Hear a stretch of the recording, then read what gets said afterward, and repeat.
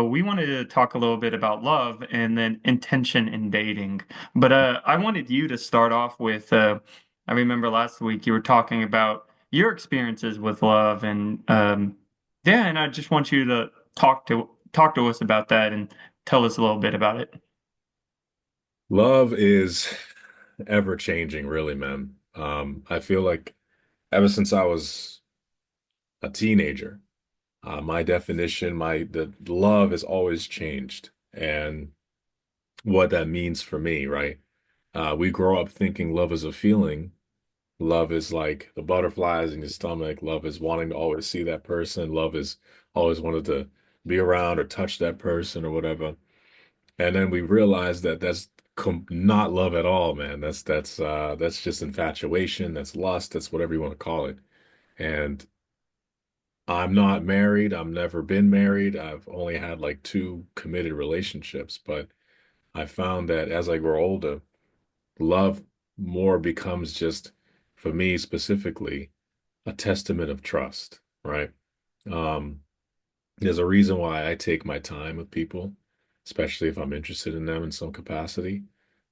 Because at the end of the day, that's just how I roll. It takes me like a year or two for real to really feel someone out, right? Especially when we're young, because we change all the time. So if I can trust somebody to have my back, and I find myself like looking out for them in the smallest ways, because the way I love is different than some guys probably or some people. It's just like I'm more of a like I'll make sure you're gonna be at your meeting on time type of thing, or I'll make sure that, things around the house are taken care of. Like the Uh, provider kind of mindset. yeah, I kind of do. I'm a more of a provider, right? I'll make sure, your car is taken care of in the morning if it's cold. You know what I mean? Like I'm more of that kind of the lover. The emotional stuff, like the reassuring words and things like that. Well, I got to work on that, man. That's gonna take time. But as you grow older, the way you love will show itself more. And the thing is, it's always going to change, man. You're going to learn so much because of the other person that you love, right? Number one thing though, just love yourself first, right? Love yourself, love your neighbor, right? It's right in the Bible. Love your neighbor. And what that means is like that's a tough one to talk about because love your neighbor is not just your neighbor, right? Love your neighbor means love humankind, right? Forgive, love them in the sense that you're not going to do something wrong to them you're not going to find vengeance, you're going to look out for people's best interests when it doesn't even serve you because that's what love is, right? Um and then you have unconditional love and things like that. So that's my point of view with love, right? You got to love yourself unconditionally so you can love others, you can give to others, right? And then receive love. That's another tough one, receiving love for a lot of people. Yeah, and you wouldn't think that's a tough one. Like on paper, it's like receive love, like of course.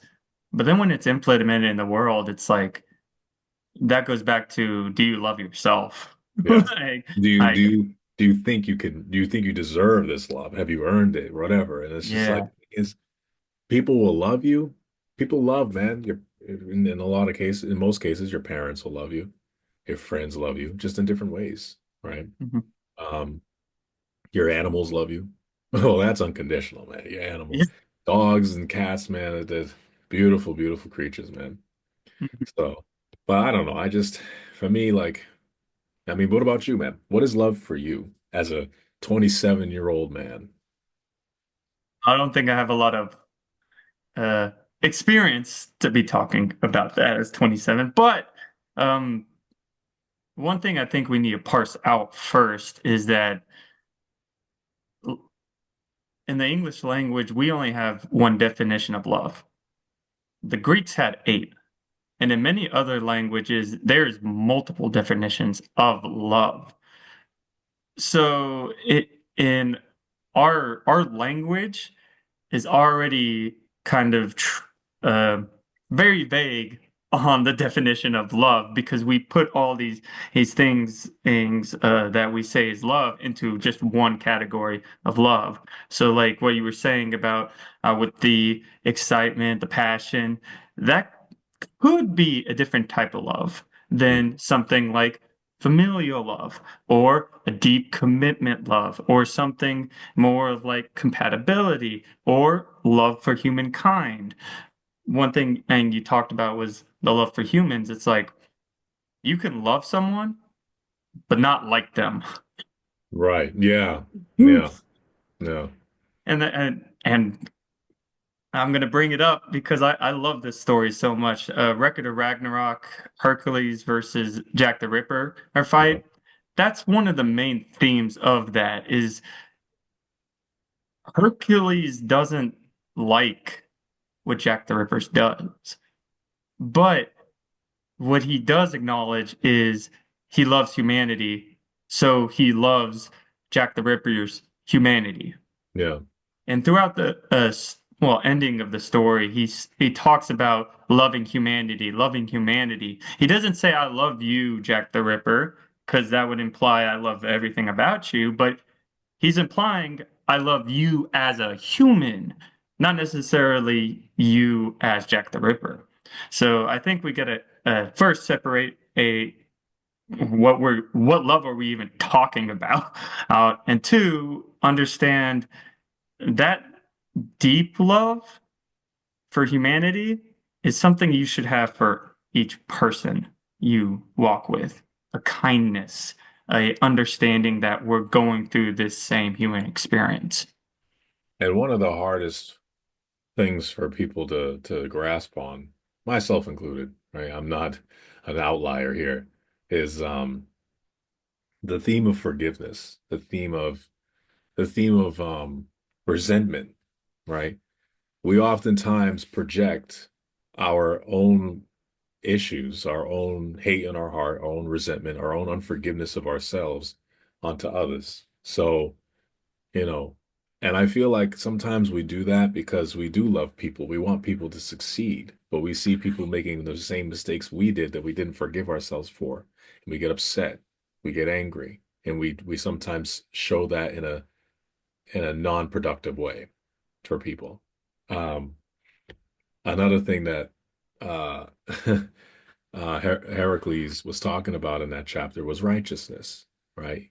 Is the theme of righteousness, the theme of doing the right thing, even regardless of what's going on around you or how popular it's going to be, right? Or in the Stoic philosophy, doing things that are honorable. And I think that that's another side of love, man. Like to love to love life in a way that to love your values, right? In a way that if you can do the right thing, if you have those values in your core, that will change the way you love your whole environment, the people around you, the things you see, um, the things you read, right? Everything. So I think I think you kind of put the nail in, hit the nail on the head that love is in so many different ways. It's not like a one definition of love, like how we call it in Western society. Love is everything, man, right? In Christianity, right? They say God is love. Okay. That's the whole essence of Christ's personality is just love. You know, he always had people at his table. He invited everybody, regardless of how bad they persecuted him. He loved everybody the same. And that's one thing that I find that religious people forget, that we can have our differences and you can believe what you believe and you can not believe in what we believe, but at the end of the day, we have to stay firm that God is love. And just because someone is not following you doesn't mean you throw them in the side. Doesn't mean you treat them different. Okay. We treat everyone the same way with love. I think one of the biggest things too that men forget, right, is that the motherly love that we get from our moms, or caretakers or whoever is in your life that is a motherly figure, is going to be the same with the women you meet, or it's gonna be women have this nature, this motherly nature a lot of times. Um, and that's why I find that when men have a good relationship with their mom, I think it's easier for them to love. And when they don't, I think it's harder for them to love because they don't they have that disconnection. Um, Either way though, uh, that is something that I'm learning myself, right? And that comes with forgiveness, right? This forgiving our parents too, it's huge, huge. Because if we don't forgive our parents, how could we ever love? If the because the two, in most cases, your parents are the first people that love you. So if you don't forgive them for the things that you went through as a child, you're not going to love anybody, especially yourself. Yeah, and I I don't mean to laugh at the parenting, but it's just so true. Even in, I would say, a with my stable mother and father, they never got divorced, never or anything. They showed me unconditional love throughout all my life. I still had to get rid of my resentment and get rid of how I was thinking of them to be like, okay, I forgive you for your faults, for Yeah, just your faults, and uh, and that's why I was laughing because it was just so it's so true, it's so absurd. Or well, I'll how old are your parents when they had you, man? when they had me, my age, 27. That's It's weird. that's the crazy part, right? Mhm. That's the crazy part. Imagine if you were a parent today. Imagine all the flaws that you know about yourself and that might be with that child. Like I think about that. Like, yo, I'm 32 years old and I haven't been called to have a child, but it's like if I were to have a child today, excuse me, and I still have some of the tendencies that I have at this age, that child is going to remember those tendencies and it's going to affect them. That's the hard part, right? We often remember our parents, we see our parents as like these grand figures that can't do no wrong. We don't know any better. And then Almost we're like, gods in a wait sense. a minute. They didn't know what the hell they were Yeah. doing for like years. They probably were messed up more than we were. They were messed up in the head just like we are in our own ways. And they raised us. So some of those things that cause us issues, cause us mental trauma, we have to realize you are being raised by someone who is probably learning about themselves too, especially the younger ones, right? Your parents are 27, man.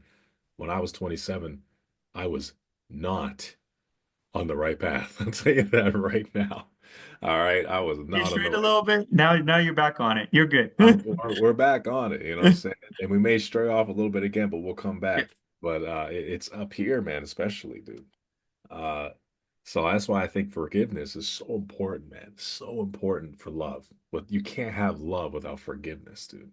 You can't. You have to forgive.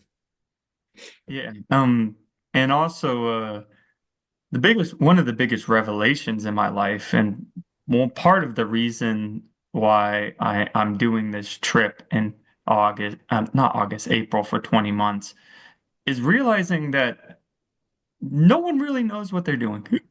No. Everyone's just trying to figure it out, Yeah. and they're trying to do their best they can, but Yeah. really no one knows what they're doing.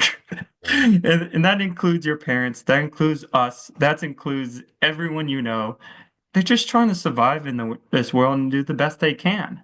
And once I realized that, and another good quote is by Steve Jobs is everything and that is made by man around you is made by someone no smarter than you are. Yeah.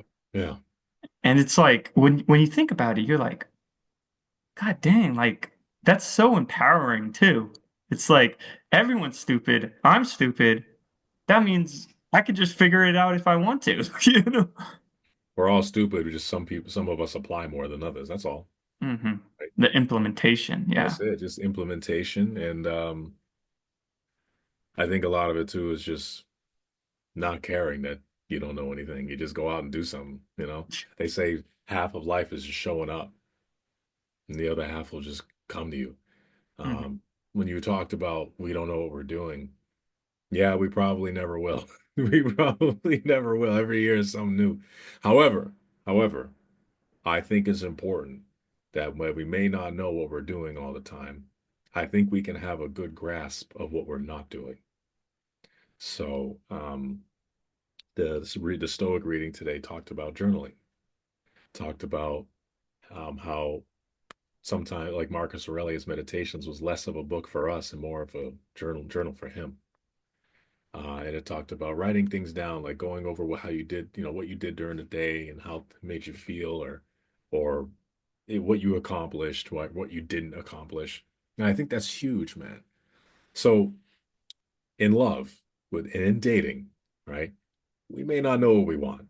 Okay, a lot of times we don't, right?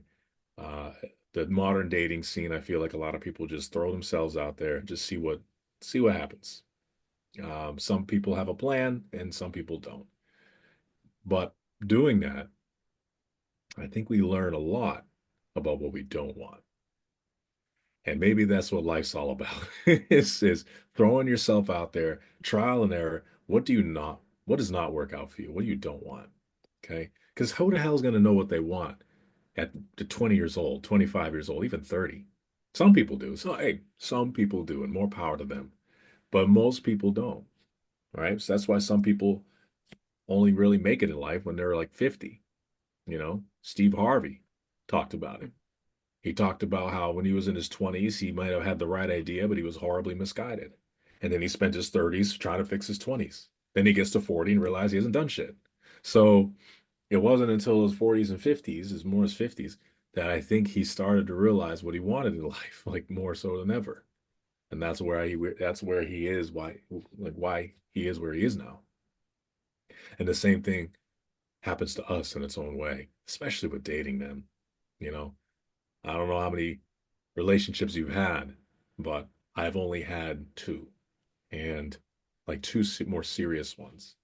One, I lived with the woman, and those taught me a lot about myself, especially what I didn't like about myself, right? So, but again, it's just because we threw ourselves in a situation, we just went with it. You know what I mean? No plan, no nothing. Now I know if I'm ever going to be in a relationship again, it's good to have some sort of a plan. Know what you want to know, where you want to go, know what you want to do. And that's where intentionality comes in. You mentioned intentionality. That's where that comes in. That takes time to build intentionality. And if you can have intentionality with your friends, your coworkers, the things you do, your activities, the people you love, the people you date, I think it makes things a little easier because you're able to not control, but you're able to fit everyone in your life in a way that you can manage and yourself. You got to be intentional with yourself too. But yeah, man, I want to hear what you got to tell me about intentionality. I think you've had some experiences lately. Actually, let me back up because, and I'll get to intentionality. So first things first, I think some of the most dangerous words you can tell yourself is it can wait till later Yeah. because you will be telling yourself that for the rest of your life, and then you will die not having done anything. It can't Yes. wait till later. Yep. It can't. Exactly what you said. You jump in, you do it, and once you do it, go with what the Stoics were talking about today. Journal, reflect Hmm. on what you've done because that's how you grow. It's not a failure per se that grows you, it's your reflection on your failures that grows you because people fail all the time and never grow. But if you reflect on your failures, if you first do, second, reflect, then you can grow and continue forward. And then, third, you can have that intentionality. You can be like, okay, well, I've done and reflected like 30 times already. I have a better idea of what my intention is. And I can go through a little bit of my dating life because um, I've been kind of thinking about that lately. So high school, I had not a serious relationship. It was a weird relationship. Let's just say that. But uh, I didn't know it at the time, but I was reaching out for attention. That's what I wanted. I wanted someone to love me because I didn't love myself. And also, I thought attention towards me would give me that feeling. Yeah. I learned from that. I'm like, okay, it wasn't till years later I learned from it, but I reflected on it and I was like, okay, hey, cool. Next one was a one night stand. And in there, I realized, wow, like sex without emotion is kind of sucky. It's just addictive. That's all it is. Yeah. And so I was like, okay, I can add that, right? Now I don't want one night stands, unless there's some actual emotional component to these one night stands, which, by the way, haven't found one yet. So for a one night stand. My next relationship was someone who I had an emotional relationship with. But what I didn't realize in that relationship too, it wasn't that our relationship was based on lust. It was that I was still having unconscious actions toward lust that I didn't really even realize myself. And then looking back at it, I'm like, oh wow, like because on the first night we did it on the first night of our dating. And like reflecting on it now, I was like, oh wow, like I, I was pushing for that. And I didn't even realize I was pushing for that. I was just kind of letting my lust or beast inside me go. Yeah. So now in the girl I'm talking to now, we're more, let's just say if nothing happens sexually, I'm perfectly fine Yeah. because I'm cultivating I'm cultivating a relationship with her. I'm Mm. cultivating an emotional relationship with her. And it's fun to be around her.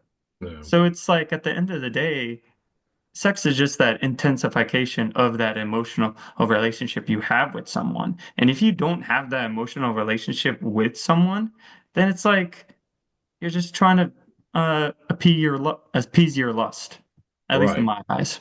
Yeah. And that's not love, Hmm. right? Right. That is lust. And Mhm. so I'm first of all, I'm proud of you. I'm proud of you, man, because that's a really hard thing for men to do currently in this day and age, especially because in Western culture, or just even sometimes over the world, we're What celebrated. specifically? We are celebrated for our sexual prowess. Okay. We are celebrated by the number of partners we can have in an amount of time, right? Um, I've talked to men who've had over 100 partners. I've talked to men um, who've had less than five, and um, but I found that the ones that have had the more partners are the more sad, are the more alone, and myself included, right? So I mean, I'm not 100, but it's definitely I haven't counted in years. I stopped doing that a long time ago. However, I do know When you know you're high. it's pretty high, and it's not something I'm proud of anymore, man. I did it. It is what it is. But the fact that I can't remember 80% of them is not good. And I found that as each person came and went, literally. I found that I found that my own soul was becoming misplaced every time because sex is an energy transfer. It's a transfer of your body, of your mind, and your soul and your vulnerability all in one, all in an action. It's an action. It's a physical action that has mental, emotional, and spiritual consequences. Mhm. So the more people you have it with, and you don't really have that emotional connection like you were talking about, where does that energy go? Nowhere. It just goes inside and comes right out. You know what I'm saying? There's nothing to stay. So there are a couple times where those uh emotional connections can be formed. My first two relationships were more sexual in nature to start, right? But that was the reason why it was probably less like that was able to be happen like able to happen is because got lucky. Found someone that worked out with what I wanted or just worked out. You know what I mean? But it happened twice out of tens, out of like 50. So at that time, it's just like, what? That's not good, man. Um, and I was younger, so my mind was different, right? I was different. So there was a woman I was speaking to recently who I'm actually still like cool with. We're friends. But that was the same thing. It was very like we both wanted to do it the first night. You know what I'm saying? But I had to really hold myself and say, no, man, no, because I'm not going to fall into that trap again that I put myself in. Just like you did. You said you're cultivating that friendship, you're cultivating that connection. That is so huge in general. One, because it shows self-control. Our bodies are not our minds. We can control our bodies and our bodily urges. That's huge. If you can control that, you're already ahead of the game, right? You're ahead of the game because that means you have complete and total you're one. It's not your mind versus your body. You're not there while they are two different things, they're still connected. So if you can harmonize that, that means you're in the driver's seat of your life because it doesn't matter who comes and talks to you. It doesn't matter how good that woman looks. You know your purpose. You know what you're about. You know what matters to you. And no matter what they say or influence, you're good. And the society's gonna tell you, nah, man, come on, on social media, man. It's everywhere. Sexual content is everywhere. It's all masked. It's all about some girl and her body and how she looks, and everyone's wearing tight clothes, and it's all that's all meant to destroy us. Pornography is to destroy us. Okay? In Outwitting the Devil, it talks about drifting. That was a book in the 1930s. Drifting, meaning you have no definite purpose or aim in what you're doing. You're just there. But there are methods to help people drift. Like back in the day, they called it cigarettes and liquor. You know what that turned into? You know what one of the biggest things that make people drift? It's pornography. Absolutely. And the fact that millions of men and even women struggle to not open up porn whenever they feel down, lonely, bored. First of all, you know how much time it takes to watch porn? Okay, especially when you're an avid Oh my watcher. God, so much time. You've seen like the first 40 pages already. So you got to keep searching and it's not good, man. It's not Then you good. just start searching for specific videos you want. You're like, I watched that video before. Let me go Yep. like search for 30 minutes trying to find that video. Yeah. And that it destroys love. My last relationship suffered because of porn, because I Really? found that I would rather look at the women online than my own girlfriend, who I was living with. And I had to come to terms with that. You know what I'm saying? Like, damn, I was not the man I needed to be for this woman. And that not just the reason, that was a reason, but it was a big one. Especially because in when you're with somebody, man, that's who you got to put your attention to sexually, physically. You got to learn how to love to do that because love is an action, it's not a feeling. Mm, You got to exactly. love. It's Seven a ha Seven Habits of Highly Effective People talks about that. It literally is a whole section about a man who just said, I don't love my wife anymore. And you know what the guy said? Um, Covey, he said, love her. What do you mean? I just don't love her. I don't have the feeling. because you're not doing it. You're not loving her, man. You're not putting on her coat in the morning. You're not making her feel warm. You're not telling her how nice she looks. You're not cooking the dinner for her. You're not doing nothing. So how can you love her? You're not doing anything to invoke any emotion, to invoke reward, to invoke her happiness. I heard this good thing. It was uh, candy bars and blowjobs. I've never heard of that. So the premise of it is exactly what you're saying is like okay, are you going to when you go to the store, are you getting your girl like random her random favorite candy bars sometimes? Oh Is shit, is yeah. the girl like because look, girls, I was like getting a blowjob, you're pleasing the man. Like, all right, That's it's like that's what it is. You're sacrificing to please the man. yeah, Are you doing as the girl doing that? And that's the point is exactly what you're saying is it's that action. yeah, Love is that action. It's showing instead of saying you love yeah, someone. yeah. And also one thing too about the oh, two things. One thing about whenever you're just having sex for sex, it's destroying yourself. Oh, just think about what it is doing to the other person too. It's like how are you leading them on? Like, because you're leading them on, and if you're not being completely honest with them, if you're not Yeah. being upfront, is like, yeah, you're really attractive, and I do want to have sex with you. If you're not saying that, if you're not being open, upfront, radically honest with them, be like, yeah, I do want to kiss you right now. You look really good. Of course, not like when you meet them, but like through the day, end of the day, it's like, hey, can I kiss you? If you're not doing that, you're leading them on.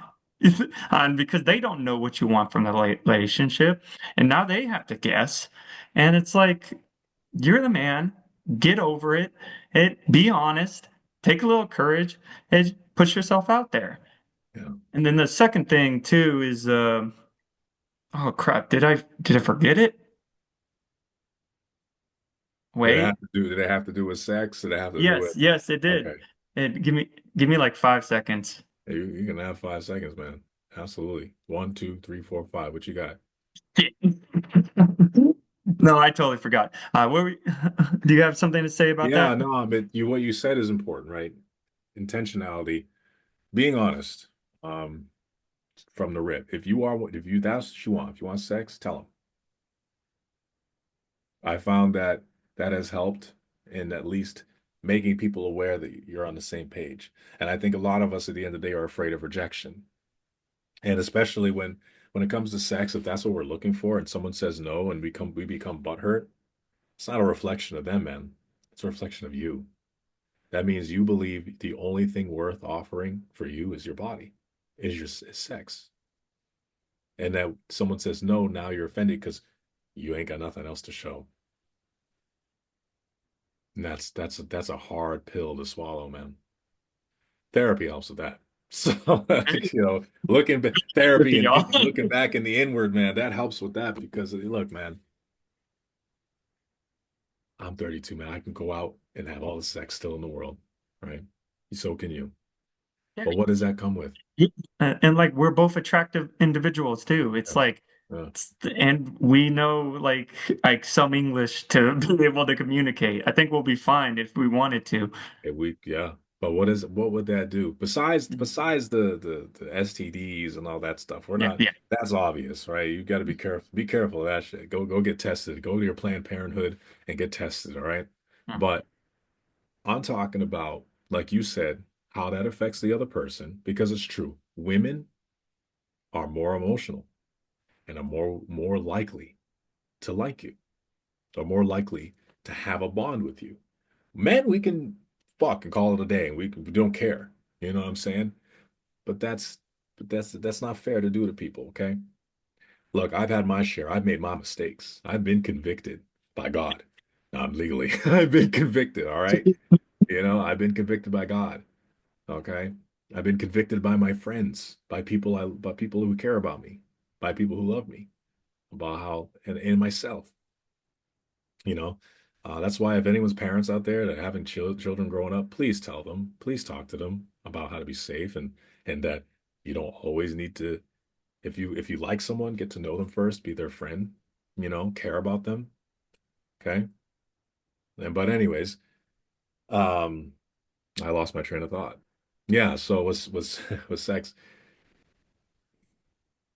if the more you have, especially when there's no goal, there's no intention to it, it's just for pleasure, just be very weary. I'm not saying not to do it, but just be very careful with how it affects you and the other person. Okay, because you'll find that eventually you will become numb and it won't be as exciting to you anymore. And what kind of world is that with unexciting sex? Because what happens when you find someone you like? You're not going to be able to enjoy it. And it's a well, I would say through my dating career, I've realized, Career. yeah, Let me see the resume, man.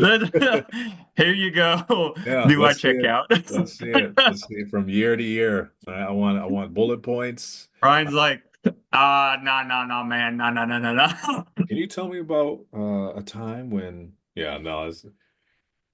Let me see them skills, man. Let's write down the skills. Let's see it. See the resume.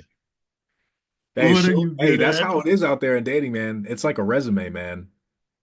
Girls want to know what skills you got. They want to know what you've been doing. They want to know, you know what I'm saying? Not a bad thing, but you gotta know what you're about, man. You gotta know what you got in the backhand. All right. Can't go out there all willy-nilly and just be like, yeah, I'm just here. Nah, dude. You gotta talk about what you do, your goals, everything. You gotta have it on the table, man. You gotta just be open. Yeah, The girls want to know that you're a safe person to be around. yeah. You And not know? a bum. Yeah, Not a yeah, bum. exactly. It's like, yeah, not a bum. It's like, and there's biological reasons for that. Yeah. It's like, girls don't want the bum of the tribe because their babies aren't going to survive. Because who is going to survive are the alpha males who are successful, Yeah. who can provide for the family, who can go afford and provide safety. And it doesn't mean you have to be an alpha male, but you got to understand that it starts with you being successful in your own life with your own self, and then being honest about it. And Mhm. then once women see that, they're like, wow, that's really attractive. I have no idea why I'm attracted to that. Yeah, you gotta come with confidence, right? Hmm. And you gotta come with control, okay? Don't be flying off the handle over stupid crap, all right? Hmm. You go to a dinner and you make sure you'll know one thing women love is when you treat people with respect. And I'm talking The about waiters. the way, yo, seriously, they look out for that. If you over there acting all tough in front of fast food workers and waiters, man, give up. They ain't gonna like you, man. Okay, you got to be in control of your masculinity. You got to be in control of yourself. You gotta understand that look, you are the leader in a lot of ways. Okay, you're the man. And some women may not agree with that whole dichotomy, but at the end of the day, we are men, and biologically, yes, through the entire human history, we are the providers. We are the ones that lead. We are the ones that have, at the end of the day, the ones that make them feel safe. Women want to feel safe. And they're not going to feel safe with a guy that can't handle his emotions and can't keep it together. Yeah. And you were talking about like that dichotomy, and I there's a really good book, This Way of the Superior Man. Definitely read it. David Data, I think, just talks about how to be a man, how to be a man. But what he talks about in there too is in our society we always get so infatuated with male, female. We really should be thinking of it as masculine, feminine, Mm, because as it's more of a flow state. It's like we all have masculine and feminine inside of us, but it's just trying to figure out how much masculine are you, how much feminine are you, and then finding someone who can complement you on that. And of mhm. course, most men are masculine and most women are feminine. That's usually how it is. But that's how you get it. I don't know your beliefs on like gays and stuff like that, but that's what you see in gays. It's like one is more masculine, one's more feminine. They complement each other. Yeah, they do. Mm, Um, a lot of the gay couples I've seen, they're different. You know what I'm saying? You're mm, not that one, they fill a role. Everyone have fills a role exactly. in some sense, okay? Even in same-sex relationships, people fill a role, Mhm, right? People have preferences. Okay, I've talked to women who like women who prefer butch women. They prefer their women more masculine. mm, I've seen that in a bisexual person. She likes men and she likes masculine women. mm, So it's at the end of the day, the femininity is always there. Doesn't matter what it is. It's always there with women. It's always, and the masculinity is always there with men. Just depends on the role. All right. Same sex couples, same thing. All right. They identify as their personalities are different and they want different things. It's very true. I agree with that 100%.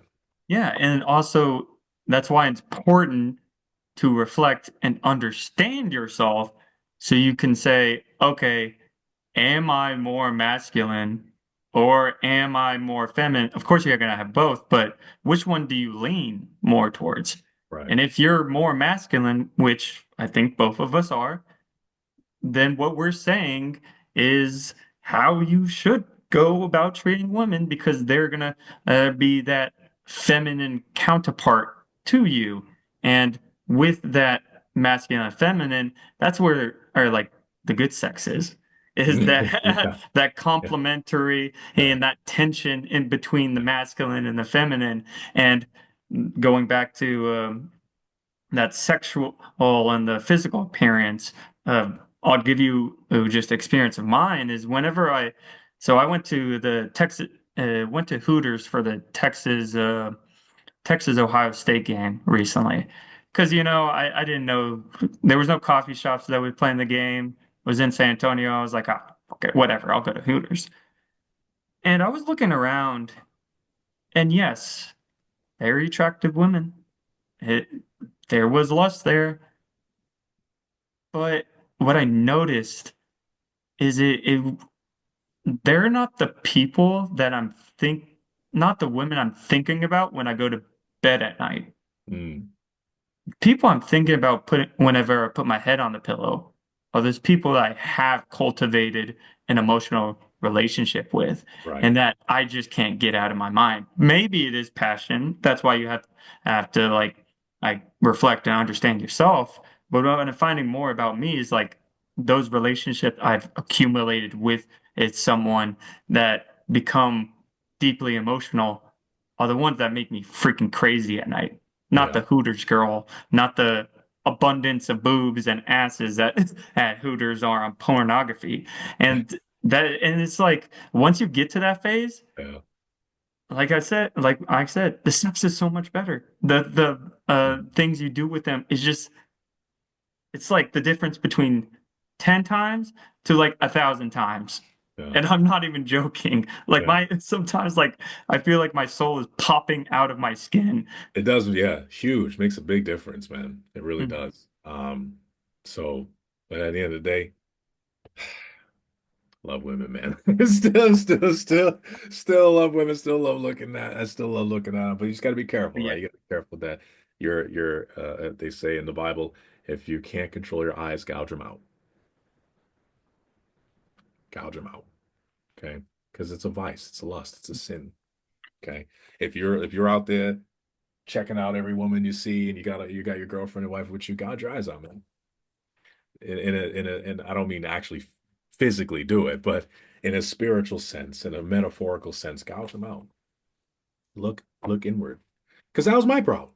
I struggled with that. I still do a little bit, right? Just seeing attractiveness in everyone, looking at women and checking them out. And I love me, man. I love my big girls, man. I love my big girls, dude. I'm a chubby chaser, BBW guy type, whatever you want to call it. I love my big women. So I be seeing big girls, and I'm just like, wow, man, it's just beautiful, bro. But at the end of the day, man, when you that's all superficial. That's all just surface level stuff. You got to get to know people. You got to talk to people. If you really like somebody, if you're really checking somebody out, say hi. Don't just stare at them. Say hello, man. All right, because people notice that stuff. Okay. Thing too is like admit it to yourself you're attracted, like physically attracted to someone. Yeah. Just tell yourself it's like, wow, that girl is really attractive. Because now you're accepting it and now you can move Yes. on. That's huge, man. Just acknowledge your behavior, man. Mm. Don't let it just take you over. Just catch yourself. Oh man, wow, I think she's cute. And then you wouldn't be surprised how easy it is to forget about it. You just move Yeah. on. That's it. Or you're more likely to do something about it. Introduce yourself. You know what I mean? So, anyways, Yeah. how's It's that? about that time, huh? It's about that time. And I want to close this off. Yes. Men, love yourself. Find out what works for you, man. Find out what works for you. And you know what? It's okay to say no. If it's in your face, if someone's popping in your face, all right, a woman is looking good and she wants you to have it. It's okay to say no. Instead, try to be friends first. Seriously, it will take you a long way, man. It'll take you a long way. Closing thoughts, my friend. Oh, I think you said it right. I really don't have anything more to say. Oh I like man. it.